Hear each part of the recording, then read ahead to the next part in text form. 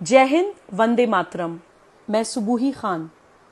Civil laws यानी कि शादी, ब्याह, विरासत, ज़मीन जायदाद, संरक्षण, प्रतिपालन या फिर गोद लेने के कानून आदि।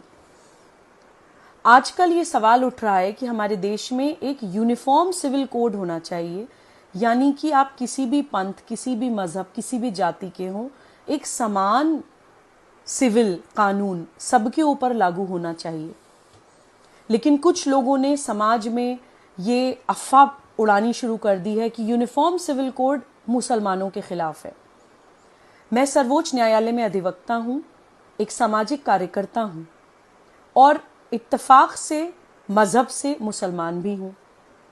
तो मैं इस विषय को क्लियर करने के लिए आप लोगों के सामने इसलिए मौजूद हुई हूं क्योंकि मैं ये मानती हूं कि मुसलमान समाज को यूनिफॉर्म सिविल कोड की आज सबसे ज्यादा जरूरत है।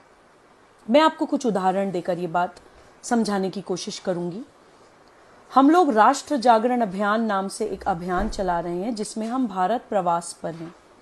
उस अभियान में प्रवास करते हुए हम लोग हैदराबाद पहुंचे। वहां हमें जाकर पता चला कि हैदराबाद में आज भी अरब से 70-70, 80-80 साल के बूढ़े शेख आकर 12-12 साल की बच्चियों के साथ निकाह करते हैं।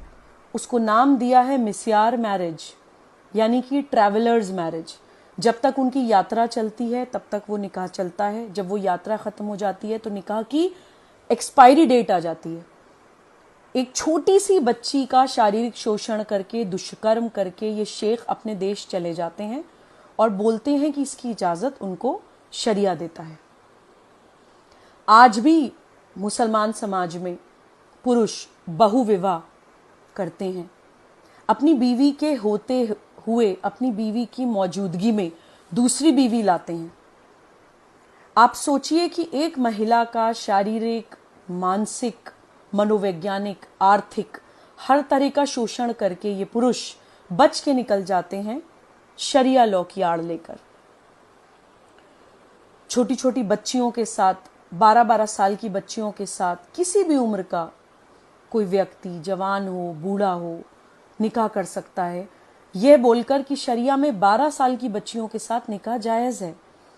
जब कोई बच्ची प्यूबर्टी अटेन कर लेती है, उसको पीरियड्स शुरू हो जाते हैं, तो शरिया के मुताबिक उसके साथ निकाह किया जा सकता है। ऐसा इन लोगों का मानना है। एक होता है अडॉप्शन, यानी गोद लेने का कानून। मुसलमान समाज में गोद लेने का भी कोई अधिकार नहीं है।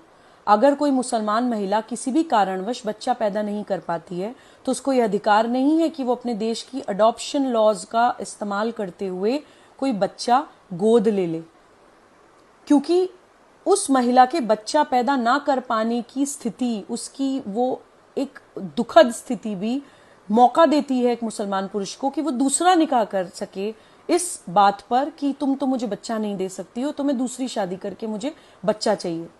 गोद लेने का भी अधिकार एक मुसलमान महिला के पास नहीं है। देन गार्जियनशिप लॉज, यानी कि सरपरस्ती, संरक्षण के जो कानून होते हैं देश में, वो भी मुसलमानों के ऊपर अप्लाई नहीं होते हैं। एक मेरे पास अभी कुछ दिन पहले केस आया, मैं आपको बताना चाहती हूँ कि एक महिला के पुरुष की हस्बैंड की डेथ हो गई। उसकी डेथ के बाद ससुराल वालों ने घर से निकाल दिया, उसको बच्चे नहीं दिए, ये कहकर कि शरिया के हिसाब से, मुस्लिम लॉ के हिसाब से माँ जो होती है वो नेचुरल गार्जियन नहीं होती है बच्चे की। अगर फादर की किसी कारणवश डेथ हो गई है तो उस बच्चे की गार्जियनशिप ससुराल वालों के पास जाएगी। तुम कौन, तुम तो कुछ हो ही नहीं, ऐसा बोलकर उस महिला को घर से निकाल दिया गया। ये उदाहरण मैं आपको इसलिए दे रही हूं कि जो भी मुस्लिम समाज के पढ़े लिखे लोग हैं, मुसलमान समाज के जो रैशनल लोग हैं, सोचने समझने वाले लोग हैं, या जो पैगंबर मोहम्मद सल्लल्लाहु अलैहि वसल्लम के रास्ते पर चलना चाहते हैं, वो लोग मनन करें, अपने आप से सवाल करें कि प्रॉफिट मोहम्मद सल्लल्लाहु अलैहि वसल्लम महिलाओं के अधिकारों की बात करते थे। उनके समय में अरब में छोटी छोटी बच्चियों को पैदा होते ही दफना दिया जाता था।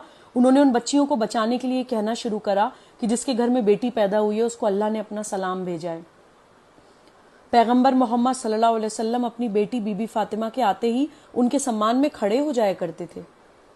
पैगंबर मोहम्मद सल्लल्लाहु अलैहि वसल्लम ने जो पहली शादी करी वो अपने से बड़ी उम्र की महिला से करी, एक विधवा महिला से करी, एक बिजनेस वुमन से करी जो तिजारत करती थीं। कोई नकाब पोश या अपना चेहरा ढक के चार दीवारी में बैठी हुई किसी महिला से उन्होंने निकाह नहीं किया था। तो हमारे प्रॉफिट हमें महिलाओं का सम्मान करना सिखा कर गए हैं। प्रॉफिट मोहम्मद सल्लल्लाहु अलैहि वसल्लम अपने घर के काम खुद करते थे, खाना खुद बनाते थे, कपड़े खुद धोते थे, घर के सारे बेसिक काम खुद करते थे। उनके रास्ते पर चलने वाले हम लोग, हमने महिलाओं को एक सेक्सुअल कमोडिटी बना दिया है। इस्लामिक समाज के, मुसलमान समाज के सारे